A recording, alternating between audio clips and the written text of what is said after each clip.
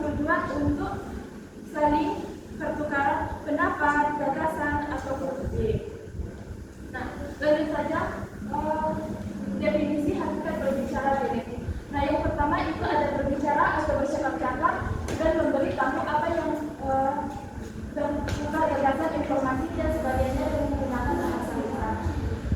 Dalam secara lebih rinci, berbicara atau bercakap-cakap ini berbagi menjadi beberapa bagian yang penting. Yang pertama itu ada tujuan komunikasi. Tujuan komunikasi itu yang pertama itu untuk memberitahu mengenai informasi, memberitahu mengenai instruksi, dan memberitahu mengenai pendapat, dan untuk meminta suatu pendapat. Yang kedua itu ada bahasa lisan.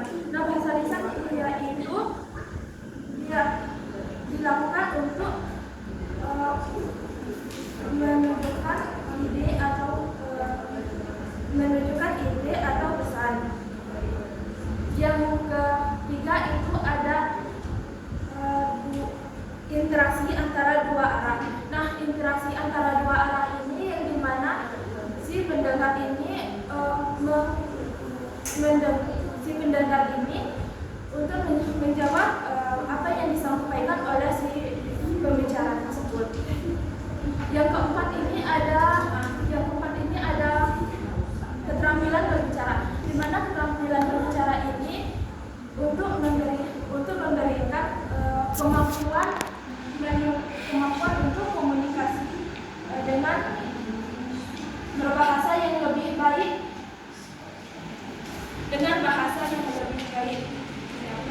kepada audiens. Yang kedua yaitu komunikasi menunjukkan kalimat yang jelas. Yang ketiga itu kemampuan untuk mendengarkan dengan lebih baik. Nah, yang selanjutnya dialektik adalah untuk mencari kebenaran lewat diskusi dan debat. Menurut Hartmukus. Pada dasarnya dialektika ini merupakan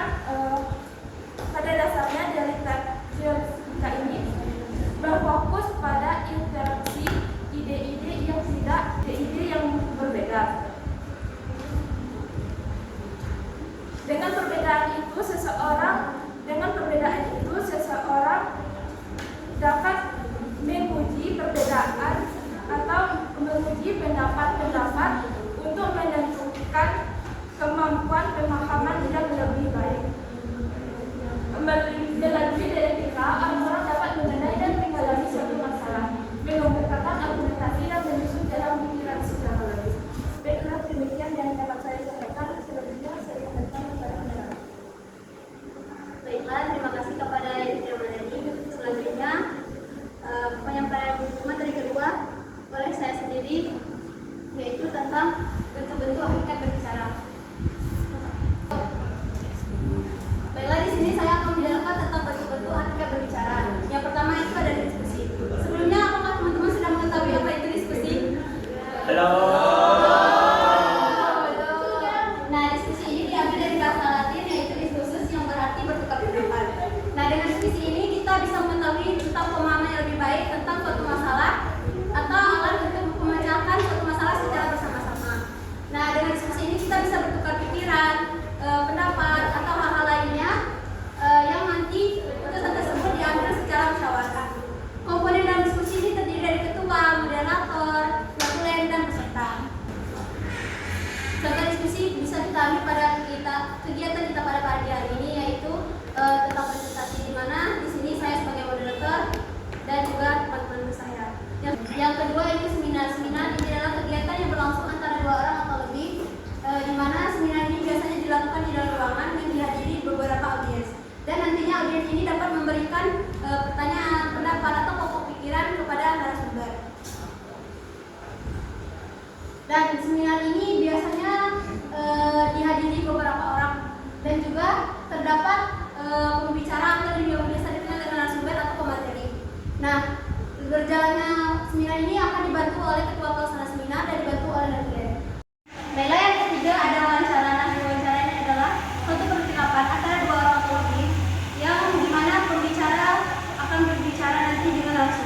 Nah, wawancara ini bertujuan untuk mengetahui informasi yang akurat dan jelas tentang diri narasumber ini, di mana nanti akan diberikan beberapa pertanyaan yang nantinya akan dijawab oleh narasumber tersebut. Nah, selanjutnya ada percakapan atau talkshow.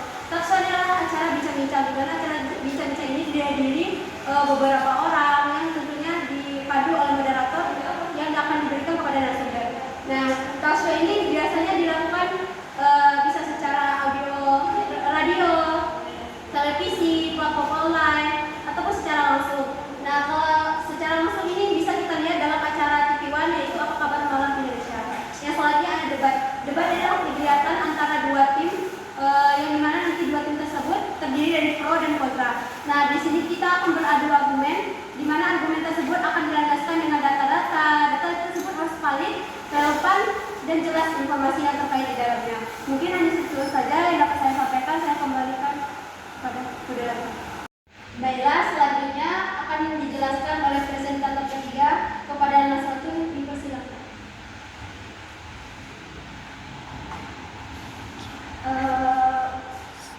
Baiklah, di sini saya akan menjelaskan tentang ciri-ciri hakikat berbicara dialektik, yang dimana ada ciri-cirinya, yaitu yang pertama kesantunan berbahasa, yang dimana dalam berbicara dialektik ini kesantunan berbicara sangat-sangat ditekankan saat kita berkomunikasi, agar interaksi saat kita berkomunikasi berjalan dengan baik dan harmonis.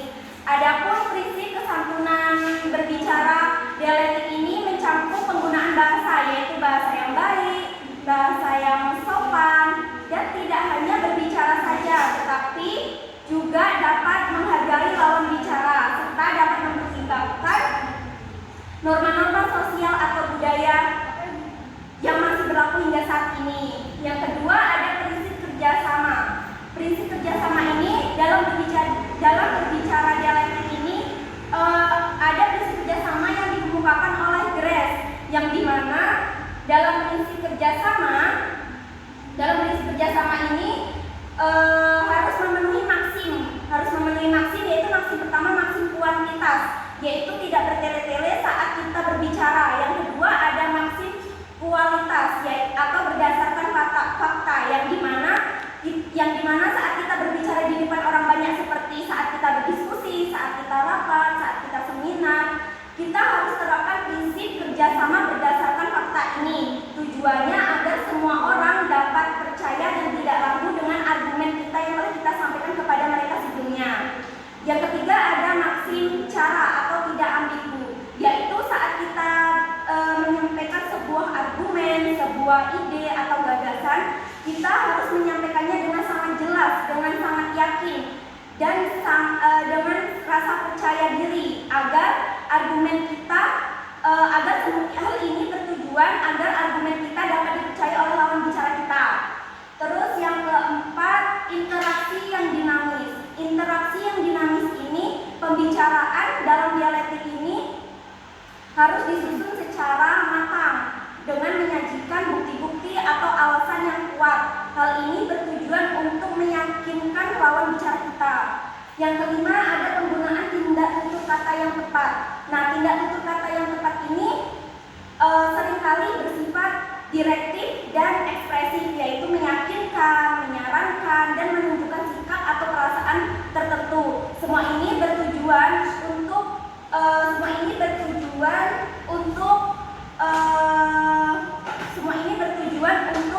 agar pesan-pesan yang telah kita sampaikan dapat dipahami dan diterima baik oleh lawan bicara kita. Begitu saja penjelasan ciri-ciri hakikat berbicara dialektik dari saya. Selanjutnya saya kembalikan kepada moderator. Baiklah, materi selanjutnya akan dijelaskan oleh Gading Fatin. Kepada Gading Fatin dipersilakan. Terima kasih kepada moderator. Saya akan menjelaskan tentang tujuan berbicara dialektik. Pertama ada ekspresi pikiran dan perasaan. Ekspresi pikiran dan perasaan adalah cara mengungkapkan sesuatu yang ada dalam benak dan hati kita. Teman-teman tahu nggak gimana cara mengekspresikan pikiran dan perasaan? Enggak. Caranya bisa dengan cara berbicara, gerak tubuh, maupun dengan cara menulis. Mengekspresikan dengan cara menulis, kita bisa menulis cerpen, puisi, dan novel.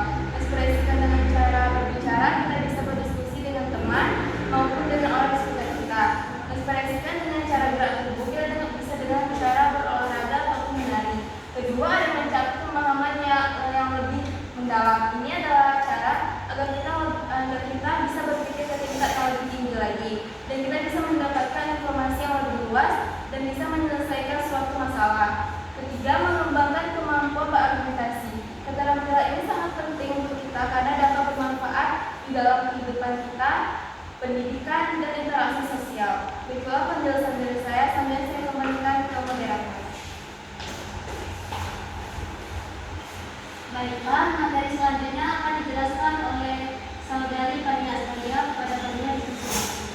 Di sini saya akan menjelaskan manfaat dari berbicara dialektik. Nah, yang pertama yaitu memudahkan kita untuk proses berpikir yang lebih jauh. Nah, yang kedua yaitu membantu kita melihat perbedaan dan solusinya. Nah, yang ketiga yaitu kita bisa mendorong perkembangan kesadaran diri dan pemikiran yang lebih luas. Nah, yang ketiga yaitu memungkinkan kita mencapai kebenaran diri melalui proses dialogis yang berkelanjutan. Nah, yang kelima kita bisa mengembangkan kemampuan untuk menghargai perbedaan. Nah, segitu saja dari saya. Saya kembalikan ke moderator. Baiklah, di sini kami akan membuka sesi tanya jawab. Kepada teman-teman yang ingin bertanya, boleh. Kepada saudari Kenza, kami persilakan. Terima kasih. Sebelumnya perkenalkan, saya Kenza Agniasa Putri dengan NIM A1B12416 dengan pertanyaan, dalam era media sosial, apakah berbicara secara dialektik masih relevan? Jelaskan tantangan dari cara menerapkannya di platform digital.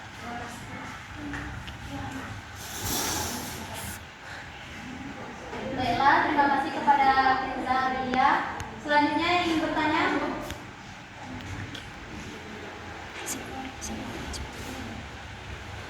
baik, kepada saudara Andreadi, kami persilakan. Assalamualaikum warahmatullahi wabarakatuh. Waalaikumsalam warahmatullahi wabarakatuh. Perkenalkan, nama saya Pian Redi dengan NIM A1B12410.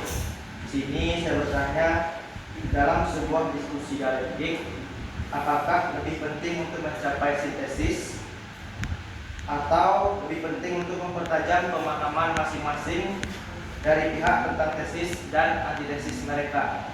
Kemudian, bisakah dialektika tetap dianggap berhasil meskipun tidak ada kesepakatan akhir? Boleh diulangi kembali? Pertanyaannya, di dalam sebuah diskusi dialektik, apakah lebih penting untuk mencapai sintesis atau lebih penting untuk memperdalam pemahaman masing-masing pihak, tesis dan antitesis? Kemudian, bisakah dialektika tetap dianggap berhasil meskipun tidak ada kesepakatan akhir? Baik, terima kasih kepada saudara Pian Redi. Baiklah, izinkan kami untuk mengampu pertanyaan ini dan izin kami untuk mencari jawaban sekitar 2 menit. Baiklah, di sini kami akan menjawab pertanyaan dari Andre, yaitu dalam sebuah diskusi dialektik, apakah lebih penting untuk mencapai sintesis atau untuk mempertajam pemahaman masing-masing pihak tentang tesis dan antitesis mereka? Bisakah dialektik tetap dianggap berhasil meskipun tidak ada kesepakatan akhir? Pertanyaan ini akan dijawab oleh Nabila Fatih kepada Dr. Fitri. Terima kasih kepada moderator. Saya akan menjawab pertanyaan dari Andre.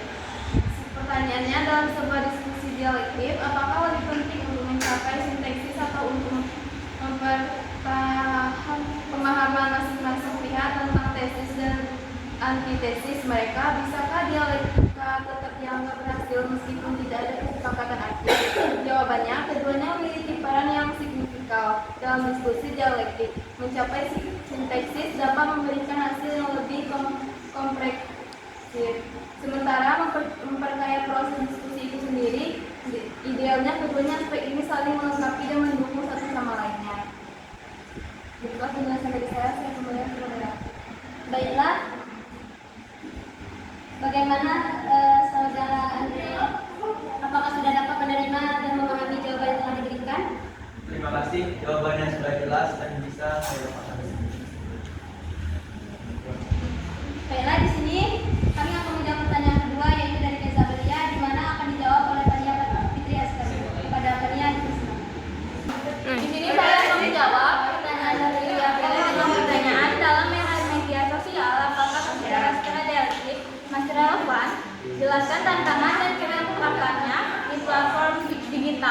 Nah, jawabannya yaitu di era media sosial yang penuh polarisasi dan disinformasi dialektika tetap relevan untuk membangun pemahaman bersama melalui teori kontribusi.